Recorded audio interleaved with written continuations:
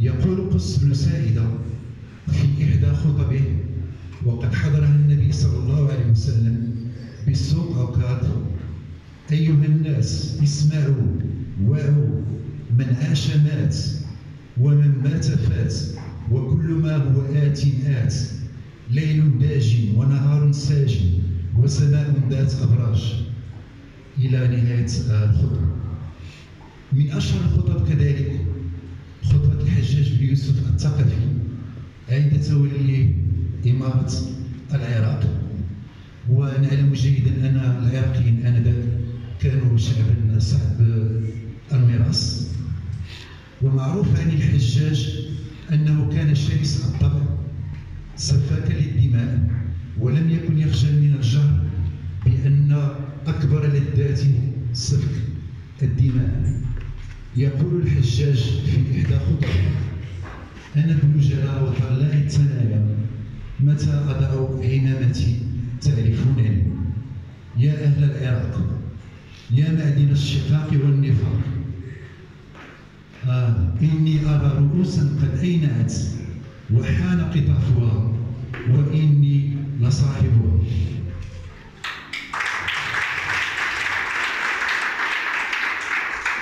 من منا لا يذكر أو لا يتذكر طارق بن زياد وخطبته الشهيرة عند عبوره للبحر الأبيض المتوسط، وكان تحت إمارة موسى بن نصير لفتح الأندلس، حيث أنه بعد أن وصل إلى إسبانيا قام بحرق جميع السفن لكي لا يتخاذل الجيش ويفر من المعركة، وألقى خطبة يبدأها ب: أيها الناس، أين المفر؟ البحر من ورائكم والعدو أمامكم، وليس لكم والله سوى الصبر والصدق، واعلموا أنكم في هذه الجزيرة أضيع من الأيتام في مأدبة اللئام. وتبقى أشهر خطبة عبر تاريخ البشرية خطبة حجة الوداع، ألقاها يوم عرفة من جبل الرحمة سيدنا محمد صلى الله عليه وسلم: اليوم أكملت لكم دينكم وأتممت عليكم نعمتي ورضيت لكم الإسلام دينا.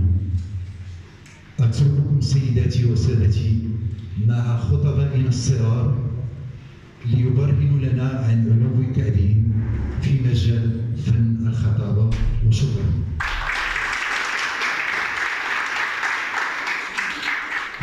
والسلام على النبي العدنان سيدنا محمد وعلى آله وصحبه الطيبين الطاهرين إلى يوم الدين، بقلوب ملؤها المحبة وأفئدة تنبض بالمودة وكلمات تبحث عن روح المحبة، نقول لكم حللتم أهلا وسهلا. ضيوفنا الكرام، يسر مؤسسة نوفيل أوريزون تحت إشراف مؤسستها وأطرها التربوية والإدارية أن تستقبل حضراتكم اليوم بفعاليات هذا النشاط التربوي الهادف. كما تعلمون أن فن الخطابة يعلم الثقة بالنفس والجرأة في الإلقاء، ويدعم قوة الشخصية، ويخلق نشأً فصيحاً قادراً على الإلقاء والتبليغ، وقادراً أيضاً على التواصل وصقل مواهبهم.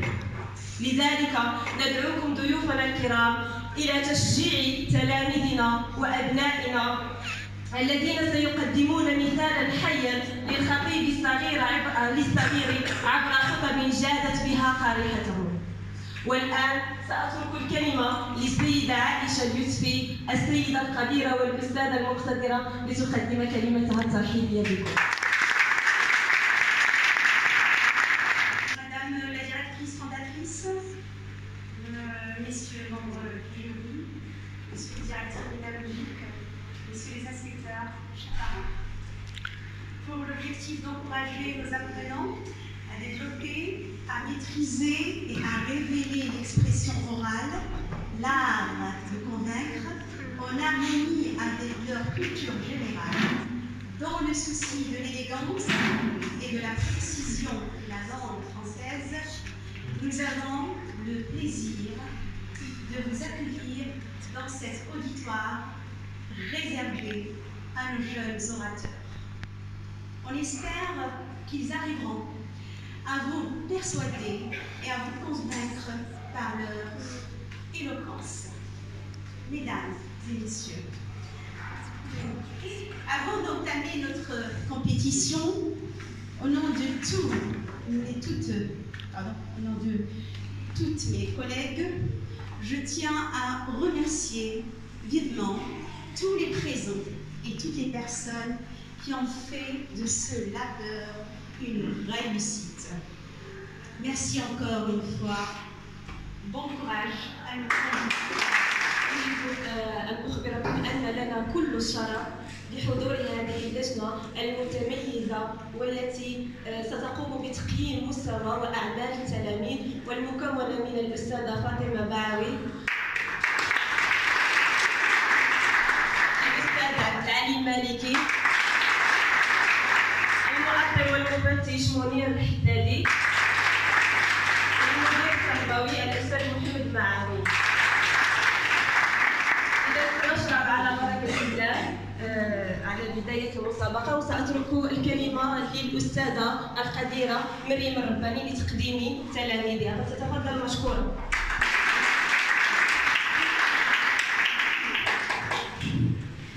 Alors, bonjour à toutes et à tous, et je me joins à monsieur le directeur, mes collègues, pour vous souhaiter la bienvenue, et je vous remercie d'être venus découvrir les beaux efforts de nos jeunes orateurs et oratrices qui vous proposent des présentations typiquement spéciales. Donc, merci de les encourager, merci de les applaudir.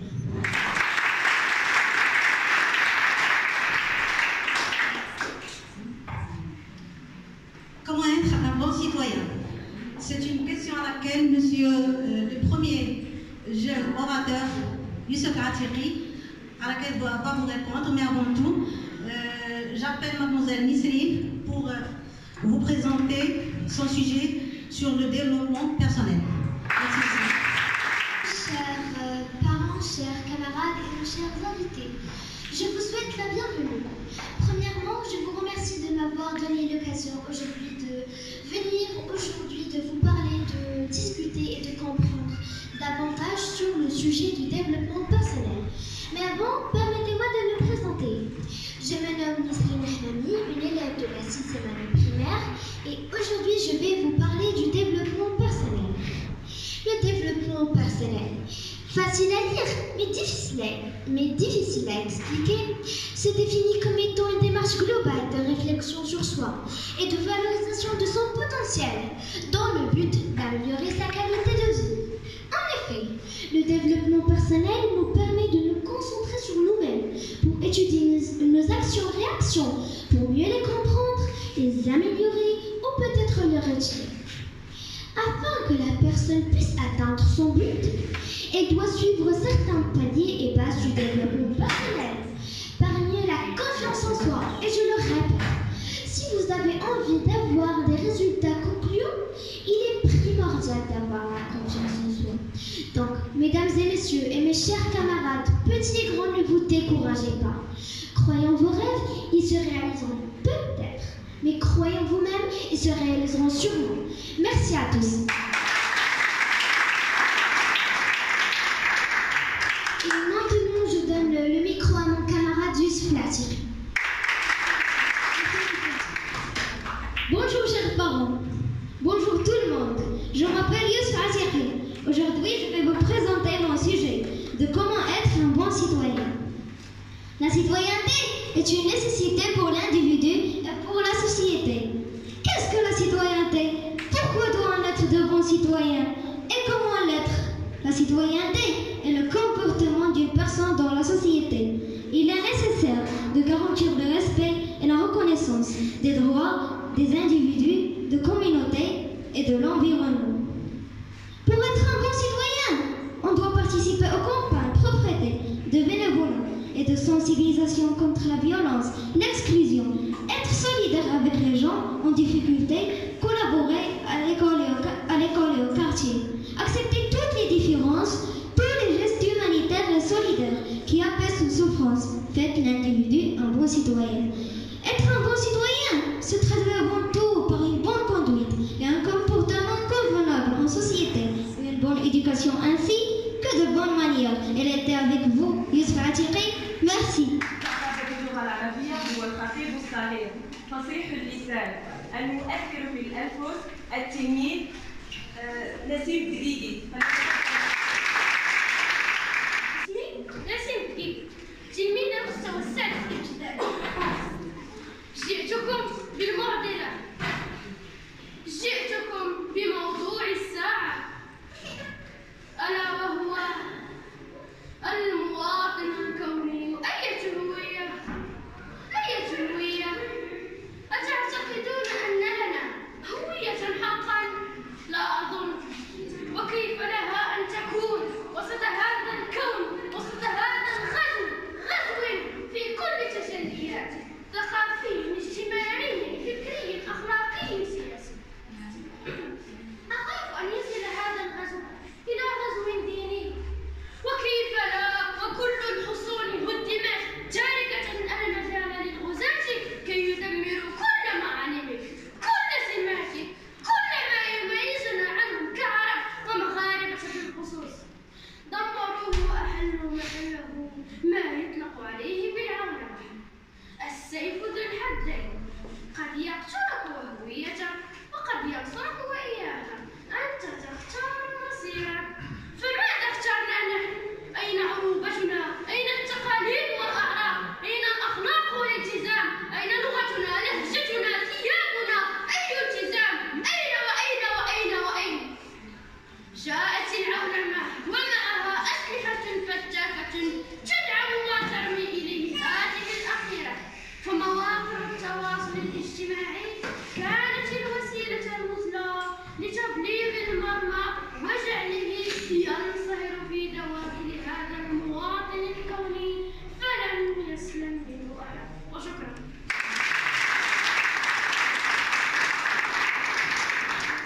À découvrir maintenant son sujet autour du dessin. Ça va être sous le titre Les arts développent ma personnalité. C'est le même sujet choisi par son camarade Achraf Bousmezguida. Donc merci de les encourager. Bonjour tout le monde, je m'appelle Besma Kamoun, élève en 6e année primaire. Ma participation en art oratoire sera autour des arts qui développent ma personnalité. L'art est un message de réalité qui ne peut pas être exprimé en d'autres termes. Il représente toute forme de création que l'on utilise pour exprimer ses idées, comme le dessin, la musique et la littérature. Pour développer sa personnalité, l'on se sert de la créativité qui l'aide à renforcer ses pouvoirs en lui donnant la confiance en soi. Les arts sont aussi des solutions pour montrer ses talents. Prenons à titre d'exemple le dessin. Cet art comprend la peinture, la sculpture, l'architecture et la gravure.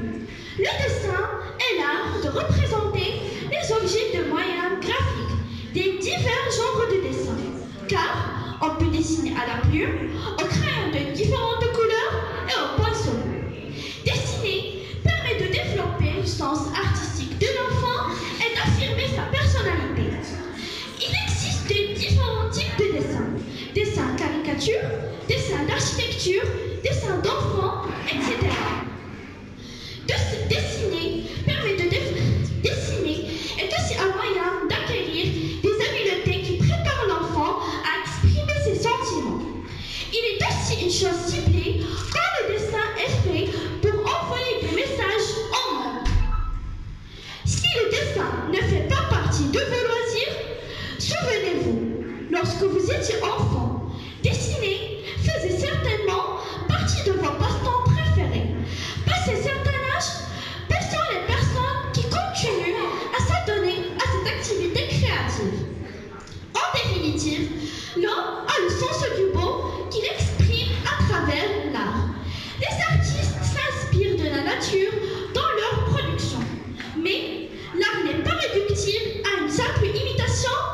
sûr, les œuvres d'art sont le fruit des génies facultés par la création artistique. Merci. Mon nom est Ashraf Bouskida, élève de la 6e année primaire. Je vais vous présenter mon sujet à propos de l'art du dessin. Dès le plus jeune âge, on dessine avant même de savoir parler. Et comme tous les autres arts, le dessin est un moyen d'expression et de communication du vivant, généralement influencé par la culture et entraîné par une impulsion créative. Il peut communiquer avec les gens qui l'entourent et développer des aptitudes à la vie quotidienne, ainsi qu'un sentiment de confiance. Le dessin a été adopté par l'ensemble des établissements scolaires, en plus d'être un moyen d'exprimer son moi profond et de communiquer. Le dessin permet de suivre chaque étape de croissance de l'enfant. Les dessins d'enfants vont de pair avec leur développement moteur et psychologique. À partir de là, on peut commencer à citer quelques bienfaits qu'on apporte le dessin. Premièrement, les bienfaits communicatifs. Nous pouvons, grâce au dessin, manifester beaucoup de sentiments et de pensées. Il en va de même avec les personnes timides ou incapables de communiquer d'une façon fluide ou naturelle. Deuxièmement, les bienfaits moteurs et mentaux. L'usage des différents outils pour dessiner aide à développer notre motricité. D'ailleurs, lorsque nous dessinons, le cerveau travaille et sa capacité est développée. D'autre part, le dessin favorise la concentration et cela fait beaucoup de bien pour notre santé mentale. Troisièmement, les bienfaits du dessin pour notre plaisir et notre morale. On peut dessiner en compagnie d'autres personnes et cela favorise la relation d'amitié. Dessiner pour le plaisir, pour faire rire, pour le travail. Les perspectives sont multiples, mais la base reste la même. La maîtrise des formes, des techniques de base, des couleurs, de la composition. Merci.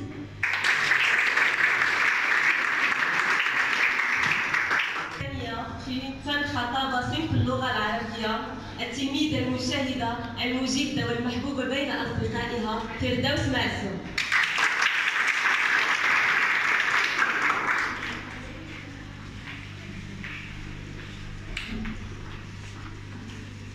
بسم الله الرحمن الرحيم والصلاة والسلام على أكرم المرسلين وعلى آله وصحبه وذريته ومن تبعه بإحسان إلى يوم الدين.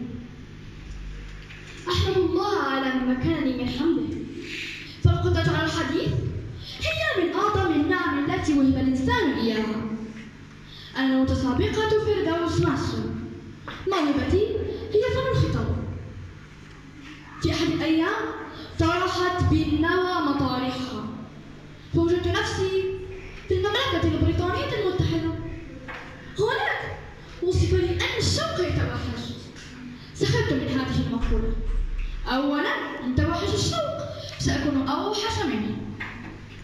لكن مر يوم هذا الحديث. كنت في شهري الأول في ظهيرة أحد الأيام. رأيت زهرة نامية في التراب، فأردت أن أجعلها في أصيص هو أفضل من التراب الذي نمت فيه. وبعد أسبوع سألتها: ما الذي حصل لك؟ قالت: لم أستطع أن أفارق ترابي الأول، لم أستطع أن أفارق وطني الأول. تلك الزهرة وما موطنها؟ موطنها التراب، وهو أسهل ما يكون، وأنا إنسان وحامل بالمشاعر، ووطني هو المغرب، فأن لي بأن أشتاق إليه. هنا تسلل وحش الشوق إلى المغرب، الأرض الحبيبة، جوهرة إفريقيا، بلد التاريخ المجيد والهندسة المعمارية المتفردة، بلد الثقافات المختلفة، بلد الضيافة والكرم والأخوية، بلد المناظر الخلابة والطعام الشهي واللذيذ. أرض لتزداد منها قطعة أو منطقة تدار لها السير الشديد بالسهر والحمى. هنا رفعت رايتي البيضاء لوحش الشوق، اقتلني أو اطرحني أرضا أو افعل بي ما شئت، لكن أبقي على قلبي نبضا. ليس لأني أرغب في بيعه والتبرع به، لا، بل لأن هذا القلب أحب المغرب، ومن أحب المغرب فحق له ألا يموت.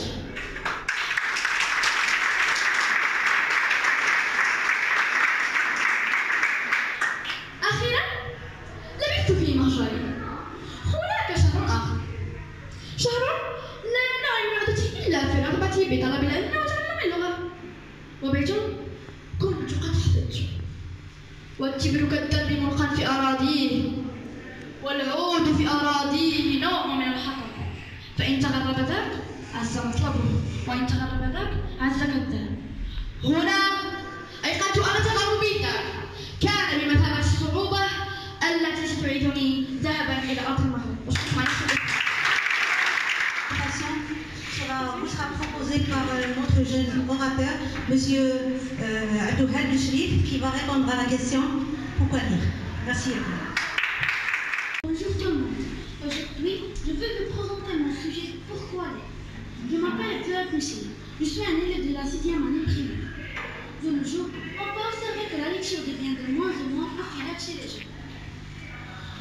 De nos jours, on peut observer que la lecture devient de moins en moins populaire chez les jeunes.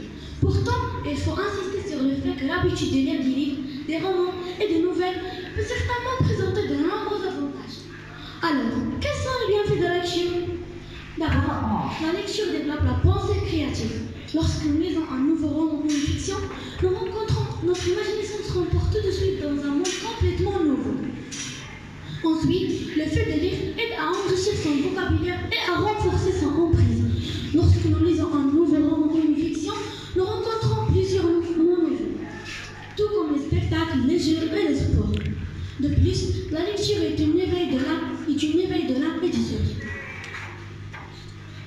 Ensuite, le fait de lire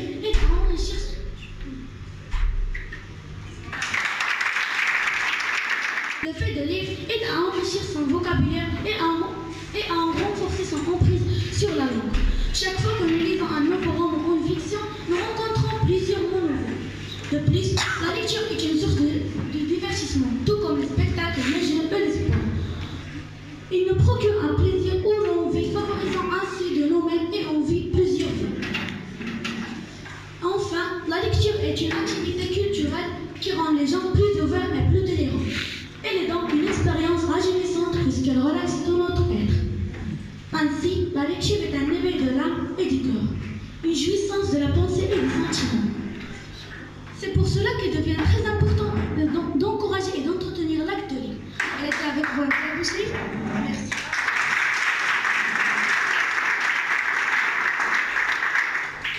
اسمي رميساء السويكي، تلميذة بالمستوى السادس ابتدائي. أيها الحضور الكريم، تحية طيبة وبعد.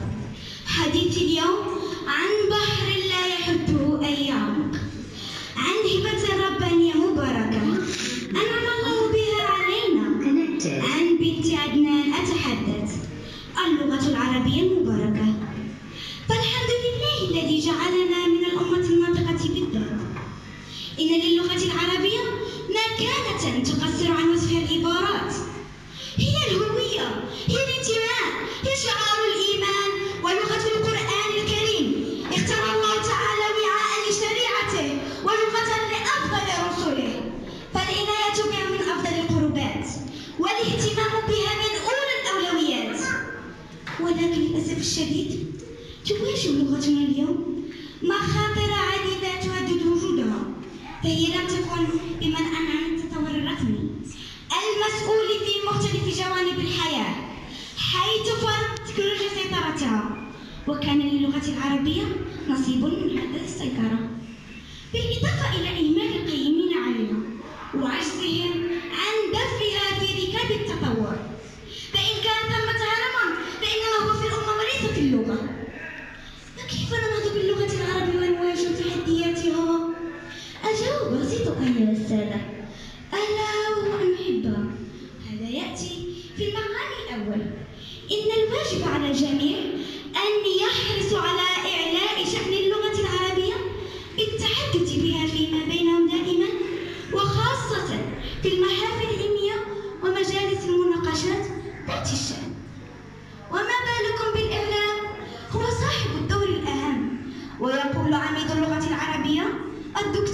المثقفين إن المثقفين الذين لم يتقنوا لغتهم ليسوا ناقصي ثقافة فحسب، بل في رجولتهم نقص كبير ومهم أيضا. وخلاصة القول أن اللغة العربية هي واجب ومسؤولية منوطة بكل واحد منا، فليعقل أن نستمع إلى جواهر الأدب العربي وفنون ونحن جيدون لغتنا. شكرا.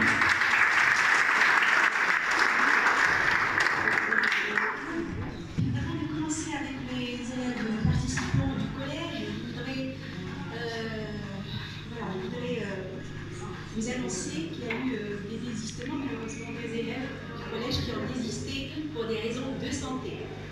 On regrette, mais on continue quand même. Donc j'invite ma chère élève, Malek, pour présenter son sujet sur les bons comportements parmi les bons comportements. Les bons comportements qu'on doit adopter dans notre vie, la citoyenneté. Cette image réelle du bon individu, une présentation avec Malek Ribas. Bonjour, je m'appelle Malek. Je suis élève du cycle collégien. Le sujet que j'ai choisi de partager avec vous aujourd'hui est un sujet d'une grande importance parce qu'il contient des valeurs humaines et fondamentale dans notre vie. La citoyenneté, qui est un comportement civique qui doit être bâti sur des piliers solides, un comportement respectueux de devoirs et de principes collectifs. Le concept de citoyenneté est à la fois très présent dans notre vie quotidienne, mais aussi très flou et peu concret. Il renvoie aux droits, aux libertés, aux manifestations, à la nationalité et d'autres. Mais il est également plus présent dans les associations de mobilisation transnationale. Le civisme, la civilité et la solidarité sont trois valeurs fondamentales qui font du citoyen l'acteur d'une vie harmonieuse et épanouie au sein de la communauté. Vivre ensemble, ce n'est plus partager la même religion ou être ensemble. Sujet du même monarque, soumis à la même autorité. C'est être citoyen de la même organisation politique. Votre attention, s'il vous plaît. Sachez que, mesdames et messieurs, que personne n'est bon citoyen, bon dirigeant ou bon démocrate. Cela prend du temps et de l'éducation. Chers auditeurs, auditrices, écoutez bien cette citation dite par l'écrivain Ahmed Riyad. Un vrai citoyen doit se considérer ambassadeur en pays étranger. Suffit qu'il soit travailleur, sérieux, honnête et éduqué. Fin de citation et fin de ma modeste présentation. Merci encore une fois pour l'avoir suivi.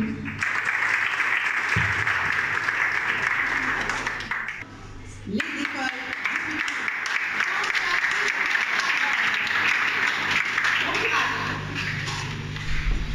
Bonjour, je me présente.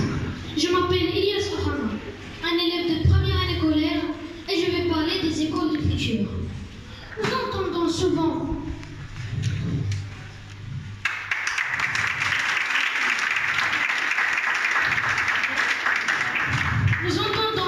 que les nouvelles technologies sont en train de bouleverser notre quotidien. Mais pendant que plusieurs secteurs sont investis, d'autres comme l'éducation par exemple, sont plus en retrait. Pourtant, à la vue des lycéens et des étudiants qui ne se reconnaissent plus dans notre système d'éducation, jugé trop archaïque et qui n'est plus du tout en phase avec les aspirations et surtout les projets de vie des jeunes. Grâce à l'Internet des objets et les nouvelles innovations, nous avons pourtant une formidable terreau pour repenser en profondeur notre manière de voir l'éducation des générations futures. Alors, si certains projets tests sont déjà mis en place dans le Grand Paris Saint-Ouest ou dans la canopée de l'Académie de Versailles, nous sommes loin d'une éducation exemplaire. Il est possible de redonner aux prochaines générations leur curiosité et surtout le sens. Alors, mesdames et messieurs, les écoles de demain vont devenir des environnements interactifs où les innovations technologiques et les programmes scolaires vont fondamentalement changer les enseignants et renouveler les contours d'apprentissage. Et enfin, comme dit Belfort Malanda dans sa citation, hier ne peut pas être aujourd'hui, et aujourd'hui ne peut pas être demain. Ce qui revient à dire que le temps reste maître de la vraie lumière. Merci pour votre attention. أيها الجمهور الكريم، أنا المتسابقة خديجة مبارك، تلميذة بالمستوى السادس ابتدائي. الحمد لله تمام حمده، والصلاة والسلام على نبيه وعبده محمد وعلى آله وصحبه. وبعد، فإنني أعتقد بل أكاد أجزم أن المواطن الصالح يدرك قبل الآخرين أن إصلاح وطنه ومجتمعه وتطوره وتقدمه يبدأ بإصلاح النفس البشرية، لقوله تعالى: إن الله لا يغير ما بقوم حتى يغيروا ما بأنفسهم. وإذا ما صلح الفرد صلح المجتمع بحول الله وقدرته، وهذا يمر عبر مشاركة الفرد في المجتمع المشاركة الفعالة والإيجابية، والتي نشاهدها ونلامسها في سلوكياته وتصرفاته اليومية. فالمواطن الصالح يقدر نعمة الله عليه وعلى وطنه، ويشكرها باللسان والجنان، ويشكرها على الصحة في الأبدان والأمن في الأوطان. وفي الحديث: من أصبح منكم آمنا في سربه معافى في جسده عنده قوت يومه فكأنما حيزت له الدنيا. والمواطن الصالح يعلم أن حب الوطن ليس قصيدة تكتب أو مقالا ينشى فحسب، بل هو شعور في القلب وممارسة بالجوارح تطبق في الواقع. يا الله، كم من أناس تسلقوا عبر حب الوطن المزيف لخدمة مصالحهم الشخصية على حساب مصالح غيرهم. والمواطن الصالح يحارب الفساد بكل أنواعه، ويحمي البلاد والعباد من شر أوجاعه. والتصويت في الانتخابات أحد أبواب محاربة الفساد، والله يعلم المفسد من المصلح. ويعلم المواطن الصالح أن علاج الفساد يكون عن طريق المراقبة والمساءلة والمحاسبة. عند ذلك تقل الأخطار ويخاف الأشرار. والمواطن الصالح يحب هذه العبرة: وطن لا نحميه لا نستحق العيش فيه. ويطبق هذه الكلمات: ومن ليس لديه انتماء لوطنه والدفاع عنه فليس له انتماء لدينه. والمواطن الصالح سفير للوطن في الحال والترحال، ويسعى إلى تحسين وتجميل صورة الوطن في عيون العالم. والمواطن الصالح يشتاق إلى وطنه كما يشتاق الطير إلى عشه والأسد إلى عرينه. شكرا.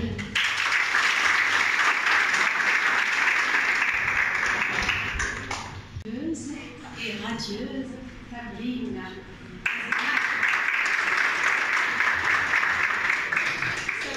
Je voudrais aborder un sujet qui représente un grand intérêt, une grande valeur. Le mot-clé de ce sujet, je peux le résumer en multiples sens. Premièrement, étudier veut dire apprendre pour l'avenir. Deuxièmement, apprendre pour examiner attentivement. Troisièmement, apprendre pour faire des observations et s'adonner à la culture en grosso modo. Depuis mon premier jour d'école, j'entends ces mots. Étudie bien pour avoir un bon travail. Étudie pour devenir médecin ou ingénieur. Étudie pour que je ne vive pas une vie misérable comme celle que nous avons vécue. Souvent, ces phrases étaient encourageantes et motivantes aux yeux de ceux qui les disaient. Je les entends de la part de ma famille et parfois de mes voisins et de quelques proches. C'est une idée répandue dans le public, devenant presque un phénomène. C'est étudier pour un emploi, pas dans le but d'apprendre et de construire sa personnalité intellectuellement, culturellement et socialement. L'idée du travail domine l'esprit dans la grande majorité de nos sociétés, jeunes et vieux, ce qui nous amène à s'interroger sur ses causes, son impact, et pourquoi pas répondre à la question: étudions-nous pour apprendre ou pour être employés? L'idée de l'emploi ou du travail en tant que sauveur de la pauvreté et de la faim est une idée très répandue. Elle est crue par la majorité de la société. L'équation de la vie pour beaucoup est que l'étude égale le travail, et le travail égale l'argent. Et l'argent équivaut à la vie décente et oppressive. Selon eux, il n'y a pas d'autre moyen pour accéder à un emploi que d'étudier, de sorte que l'école n'est plus un objectif d'apprentissage, de construction de l'esprit, d'acquisition d'idées ou de compétences scientifiques ou de vie. C'est juste un moyen pour une fin, c'est le travail. Ainsi, le rôle joué par l'école a été réduit à un lieu de refuge pour tout chercheur de connaissances et pour toute personne souhaitant se développer et développer sa communauté. Il y a des opinions neutres qui considèrent que l'étude est le tâche de deux objectifs. L'apprentissage est à des fins de connaissances et d'argent. La connaissance est un moyen qui permet de gagner de l'argent. Ce sont les deux faces d'une même médaille. Pour accéder à l'argent, il faut acquérir des connaissances et des diplômes afin d'obtenir des emplois. Personne de la vie de ce groupe étudie pour des fins scientifiques uniquement, pour approfondir ses connaissances dans un domaine précis, ou juste pour l'étude et la science. Ce sont des utopies qui n'ont aucun sens dans la société d'aujourd'hui et dans ce monde qui a été enveloppé par le matérialisme et où l'apparence et le statut social sont les choses les plus importantes qui déterminent la valeur d'une personne. C'est une opinion dans laquelle du réalisme et de la vérité, mais reste dépendant d'une vision fractionnelle et d'un point de vue particulier. L'une des principales raisons du déclin du rôle éducatif de l'école au détriment du rôle fonctionnel, pragmatique et matériel, comme je l'ai mentionné dans les paragraphes précédents, est la prédominance de la vision matérialiste des choses, et aussi la pauvreté et notre incapacité à suivre la voie du développement, et le déclin du niveau intellectuel à la lumière de la mondialisation et de la diffusion de la technologie moderne et des médias sociaux. En plus de notre dépendance à l'égard des programmes et des moyens d'éducation traditionnels, qui nous ont fait sortir du rythme de l'histoire et incapables de suivre le rythme progressif du monde. Ce qui nous oblige urgemment de reconsidérer nos structures sociales et éducatives et essayer de réformer l'éducation qui est devenue un besoin humain pour vivre une vie normale et une exigence pour laquelle nous vivons plus. Nous nous inscrivons dans les écoles et les universités afin que nous puissions atteindre une vie équilibrée et stable qui satisfait certaines de nos ambitions intellectuelles, sociales et matérielles. Peut-être maintenant la réponse à la question de savoir si nous étudions pour apprendre, pour être employés, peut sembler claire. L'importance de l'école ou de l'éducation en général ne s'arrête pas à un objectif ou à une limite spécifique, qui ne se limite pas à un domaine précis.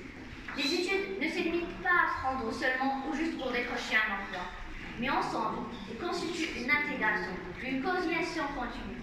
Chacun doit les équilibrer, de ne pas donner de l'importance à l'un au détriment de l'autre.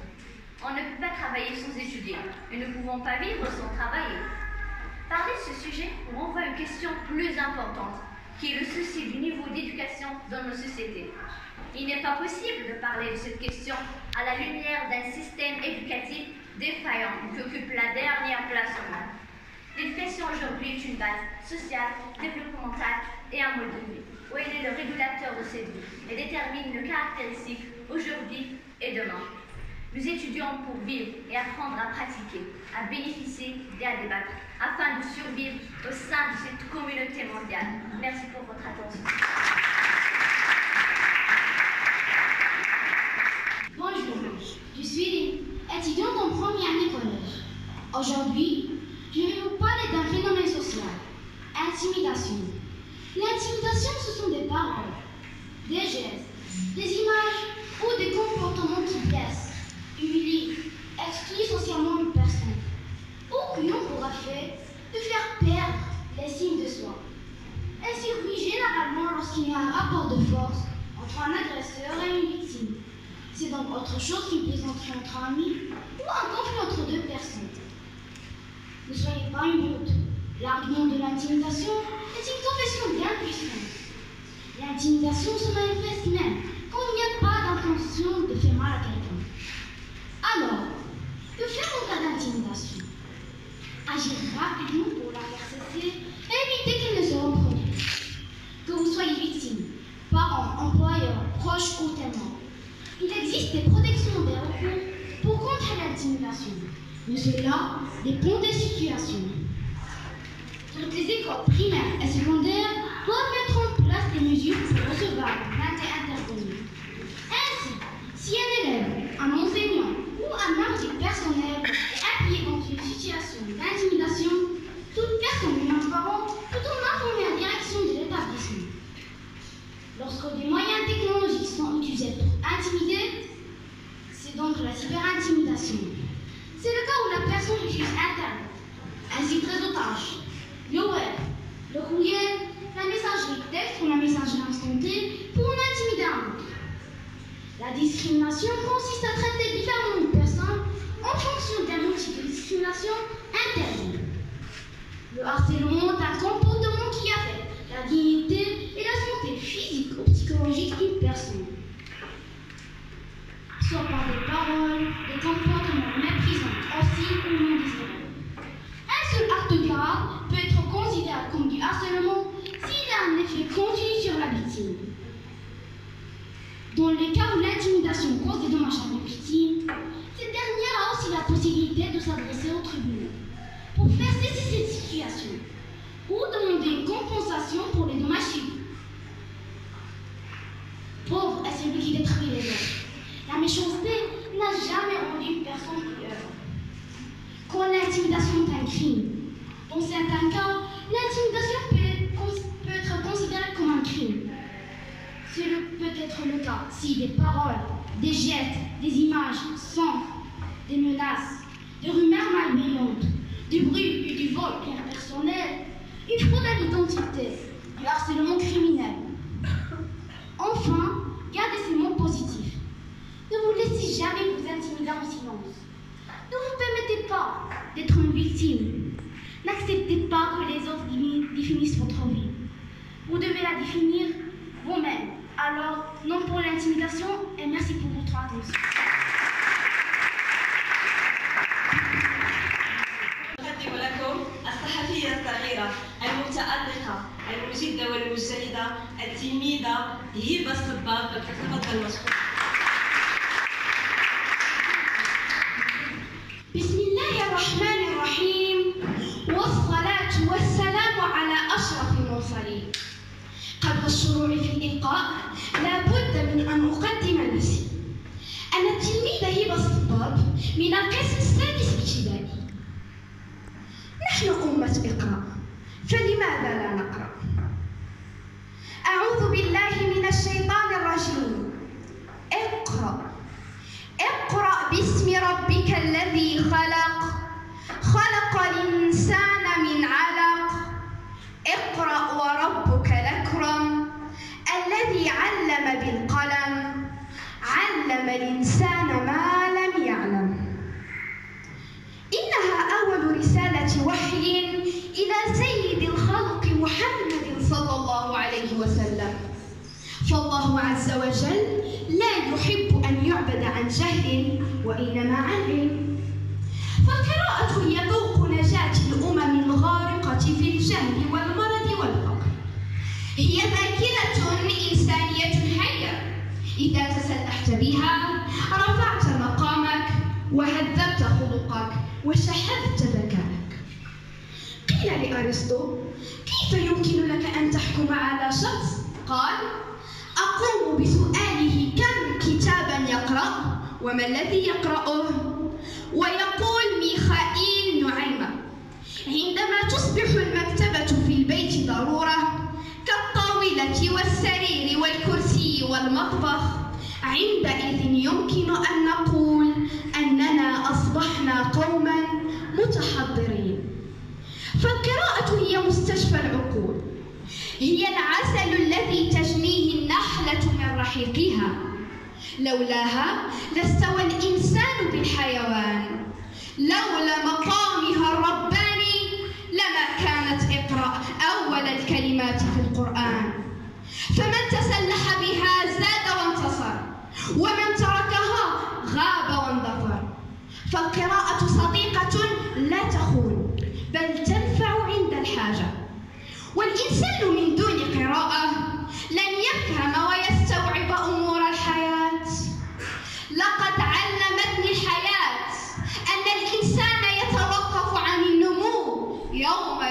يوم يتوقف عن القراءة، فتحت سن القلم يصنع مستقبل الأمم. فالكتاب خير جليس، هي التي تجعل منكم أفضل كل يوم، تتطورون وترتقون. فالكتب أصدقاؤكم، هي التي تجعلكم تبكون وتضحكون. لقد أعطت القراءة عذرا مقبولا لعزلتي، بل ربما أعطت المغزى لتلك العزلة المفروضة علي. ومثل ألماني يقول: لا ينمو الجسد إلا بالطعام أو الرياضة، ولا ينمو العقل إلا بالمطالعة والتفكير. أرجو أن يكون موضوعي قد أنال إعجابكم، وشكرا.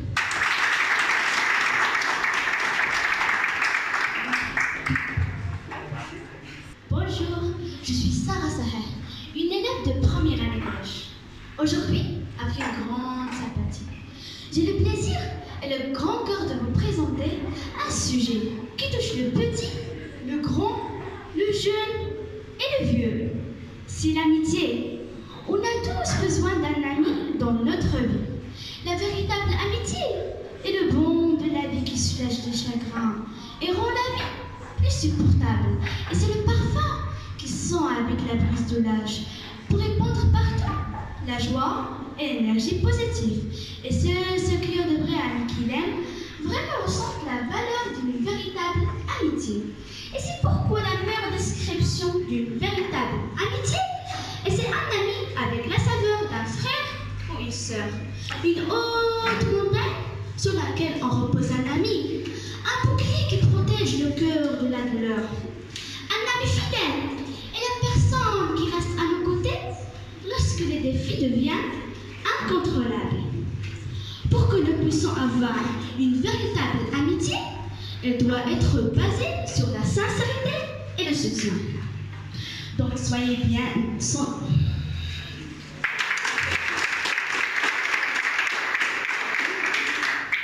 Donc soyez minutieux à bien choisir votre ami, votre copain, votre compagnon. Choisir un ami réclame du temps, car il s'agit de sélectionner les personnes en qui vous avez autant confiance en eux qu'en vous-même. Merci mes chers auditeurs et je vous souhaite une belle amitié. Mesdames et messieurs, bonjour. Je m'appelle Ivasta, élève de la première année collège. Aujourd'hui, j'ai choisi comme sujet de discussion l'éducation financière. Mais la plupart de vous se demandent pourquoi l'éducation si on a de l'argent. L'argent est une forme de pouvoir, mais l'éducation financière est plus puissante encore. L'argent va et vient, mais si on vous enseigne le fonctionnement de l'argent, vous acquérez du pouvoir face à l'argent et vous pouvez alors commencer à acquérir de la richesse. Dit Robert Kiyosaki, entrepreneur américain. Pour commencer, il faut bien comprendre ce qu'est l'éducation financière. L'éducation financière est la compréhension globale de l'argent, y compris la façon dont elle fonctionne. Il permet, une fois acquise, de prendre de meilleures décisions, autant dans notre vie personnelle que professionnelle. Mais pourquoi l'éducation financière? L'éducation financière nous permet de maîtriser l'argent et son fonctionnement, prendre de meilleures habitudes dès notre accès dans la vie active, améliorer notre sécurité financière et même gagner beaucoup plus d'argent. Voyons, l'éducation financière est très importante. Mais la plupart de vous se demandent pourquoi elle n'est pas enseignée dans les écoles. Dans la plupart des pays, il n'existe aucun programme scolaire conçu à nous apprendre à gérer ses finances personnelles et augmenter sa compréhension face à l'argent. Le système scolaire est conçu pour nous préparer pour entrer dans la vie active en tant qu'employé et non en tant qu'employeur. Depuis tout petit, nous entendons les mêmes paroles que pour réussir dans la vie, il faut travailler dur, obtenir un bon diplôme et décrocher un emploi stable. Mais pensez-vous que ce processus est suffisant pour avoir une très bonne sécurité financière? Je suis convaincue du contraire. Et c'est pour cela qu'il faut commencer dès maintenant à améliorer notre éducation financière pour avoir un futur ambitieux assurée par la gloire et la réussite. Merci pour votre attention. ضيوفنا الكرام، سنقدم لكم الرائعة المجتهدة والمثابرة الهادئة التلميذة ضحى مالكي، فتتفضل مشكورة.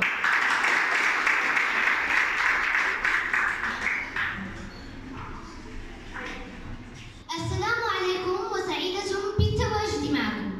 اسمي ضحى مالكي، أدرس في المستوى السادس ابتدائي. الوطن هو قطعة من الوجدان، والروح تمنح الإنسان الأمان والطمأنينة، وهو الذي يمثل الهوية التي لا يمكن التخلي عنها، وهو الأرض التي ننتمي إليها، فليس أعلم من أرض الوطن. أما عن حبه فهو فطرة تسري مع الدم في العروق، فلا نقوى على الابتعاد عنه. وكيف نبتعد عنه وهو الحضن الدافئ والملجأ الذي لن نحس بالسكينة إلا فيه؟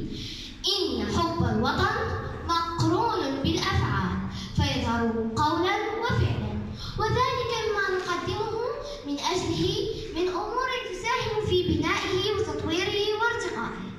فواجب الإنسان نحو وطنه متمثلا بالمحافظة عليه والاهتمام بمرافقه وموارده، والسعي بكل ما أوتي من علم ومهارة وقوة لتطويره وتحقيق نهضته، والمشاركة فيها تفيد المجتمع من مبادرات وندوات وأعمال تطوعية، وعدم الانزواء عن الآخرين، بل محاولة مساعدتهم والتعاون معهم في الحملات التي تعقد مثلا لنشر الوعي بين أفراد في أهمية النظافة، أو إصلاح القضايا الاجتماعية، أو نشر الثقافة الصحية، وكل ما يؤدي إلى إفادة أبناء الوطن وتثقيفهم وضرب الجهل عنهم لكي ينتج جيل واعي متعلم يأبى الهوان والظلم والفساد الذي ينتج بسبب انتشار الجهل. إن هذا الوطن مهما ابتعدنا عنه لا يغيب عن أذهاننا ولو للحظة، فهو الحاضر الدائم في العقل والقلب، ففيه النسيم الذي يرد الروح إلينا حينما تضيق من الحياة، وفيه الركون إلى السلام وراحة النفس، وفيه الأصالة والمعاصرة، وهو نعمة الله علينا التي يجب أن نحافظ عليها بأقصى ما نملك. شكرا على استماعكم.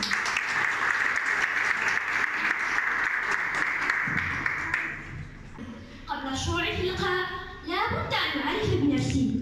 اسمي حفصة عمري، تلميذة من المستوى السادس ابتدائي. سأقدم لكم اليوم موضوعا يحمل بين طياته المعنى الكثير، شغل مواقع التواصل الاجتماعي فأثار ردود فعل الناس والمواطنين، فأضحى حديث الصحافة شاغلها الشاغل. العنف ظاهرة من الظواهر التي انتشرت في الآونة الأخيرة بين الناس بجميع الفئات العمرية، تخلف يوميا العديد من الخسائر البشرية والمعنوية، وتؤثر بذلك على قدرة الفرد على العطاء والإنتاج والمساهمة في تنمية البلاد. تعددت الأشكال وكثرت مشاربه، فما لبثنا نرى تفشي ظاهرة العنف ضد المرأة والطفل استغلالا لضعفهما. كل هذه الأشكال تنصب في شيء واحد، الجهل وانعدام التربية، تترتب عنه أضرار صحية جسدية وكذا نفسية. إلى حد الآن لم أصل إلى هدف يوم تغاية من هذا الحديث. السؤال يتجلى كيفية محاربة هذه الآفة والقضاء عليها في مدننا.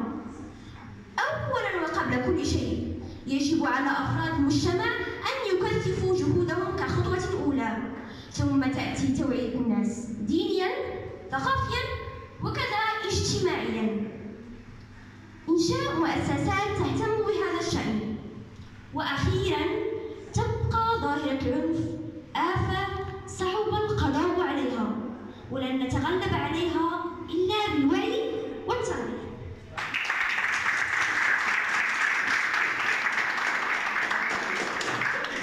وتجدر الإشارة أن المشاركين في سبق خطابة صنف اللغة العربية تم تأطيرهم تحت إشراف الأستاذة المتميزة نورا أحتا.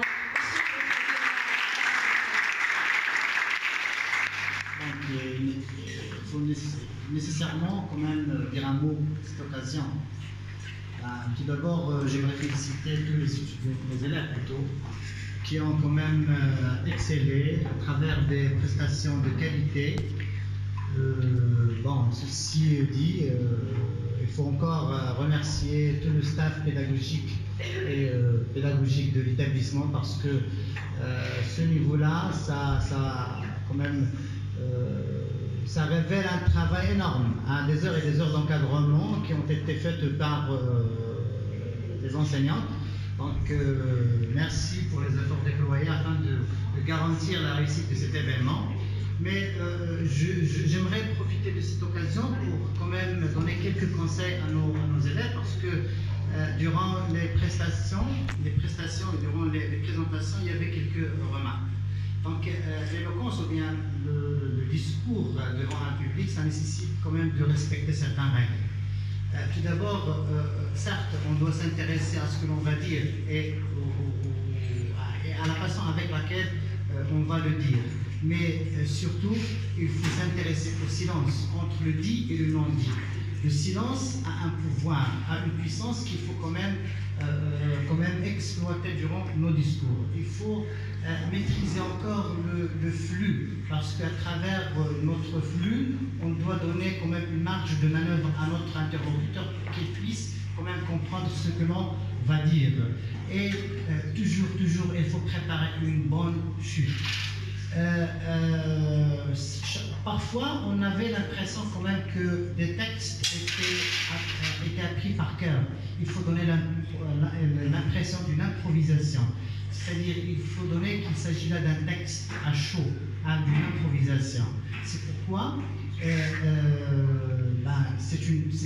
aujourd'hui, cet événement, c'est une très bonne initiative de la part de l'établissement et pourquoi pas ne pas faire de cette initiative un événement habituel que l'on va organiser chaque année, mais pour ce, il faut, je dis bien que c'est une occasion quand même pour institutionnaliser un atelier qui va être dédié à l'éloquence, à cet art. Bon, grosso modo, en tant que jeune orateur, je vous conseille quand même c'est-à-dire pendant votre phase de préparation, essayez de s'intéresser à deux choses essentielles. Tout d'abord, il faut préparer une très bonne introduction pour accrocher votre public, pour attirer l'attention du public. L'introduction, si vous voulez, c'est la première impression que va avoir et le jury et le public. C'est pourquoi il faut impressionner, il faut donner une bonne impression au public et au jury. Mais aussi, il ne faut pas oublier plutôt la chute. Hein? La chute ou bien la conclusion. Pourquoi? Parce que la conclusion, c'est la dernière, si vous voulez, idée qu'aura plutôt le jury et le public. C'est-à-dire, en notant et en évaluant votre travail, on s'intéresse sûrement à deux choses. Bien sûr, le sujet est très important, mais la dernière idée que l'on a, c'est comment vous avez clôturé, comment vous avez terminé votre discours. Donc, mais grosso modo, je vous félicite parce que vous avez excellé. C'est pas facile, c'est pas donné quand même à tout le monde pour faire face à un public, surtout si on sache qu'il s'agit là d'un public soi-disant averti. Il y a des professeurs, il y a des encadrants, il y a des parents. Et par la même occasion, je remercie tous les parents parce que sans eux et sans les efforts qui ont été déployés et à l'école et à la maison, on n'aurait pas à avoir un tel niveau. Donc je vous félicite encore une autre fois et vous êtes tous gagnants et bravo. Merci.